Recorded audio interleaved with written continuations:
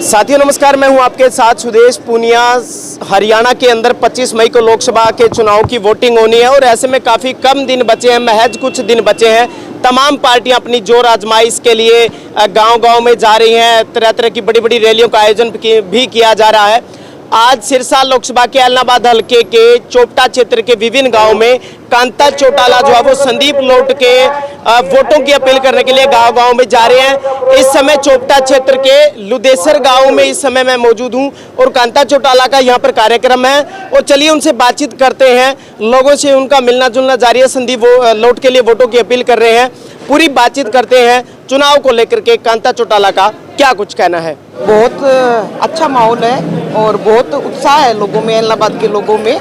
वैसे तो पूरी सिरसा में ही है, लेकिन क्योंकि आज मेरा ऐलनाबाद में आना पहली बार हुआ है इन चुनावों में, तो बहुत अच्छा लग रहा है, बड़ी खुशी भी हो रही है। यहाँ कुछ लोकल नेता हैं, वो कह रहे हैं कि ले लो तो 15,000 पार ही नहीं करेगी, क्या कुछ कहेंगे? वो उनका सुना था मैंने बयान, तो ये तो देखो अब वक्त बताएगा और वक्त से अच्छा जवाब तो कोई नहीं दे सकता। और मैं तो साथ ही ऐलनाबाद वासियों से अपील करती हूँ कि अपने वोटों से उनकी बात का जवाब दें और ज़्यादा से ज़्यादा वोटों से यहाँ से संदीप जी को जिता के भेजें।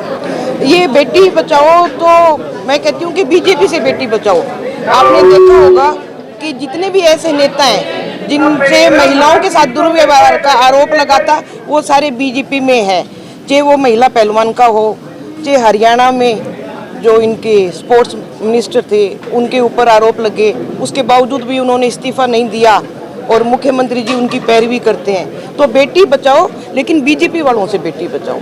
और इनेलो की सरकार अगर यहाँ की जनता चुन के भेजती है तो इतना सुरक्षित माहौल देंगे हमारी बहनों के लिए कि वो आधी रात को भी अगर उन्हें कोई काम पड़े तो बिना डरे, बिना झिझके वो निडर होकर घर से बाहर जा सके। सरकार मौजूदा सरकार कह रही है कि हमने युवाओं को बिना खर्ची पर्ची के नौकरी दी है और अब आने वाले समय में भी 2 करोड़ नौकरियों की जो बात की जा रही है, कांग्रेस गारंटी दे रही है नौकरियों की, उसमें इनेलो का क्या है?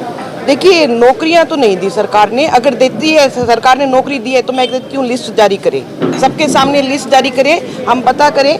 ऐसे बातें करने से नहीं होता। सरकार ने गारंटी दी थी, लेकिन इतने बड़े आदमी हैं मोदी जी और 10 साल उनका राज रहा है और अकेले का राज रहा है। ये भी नहीं है कि बीच में किसी की कोई दखल अंदाजी थी।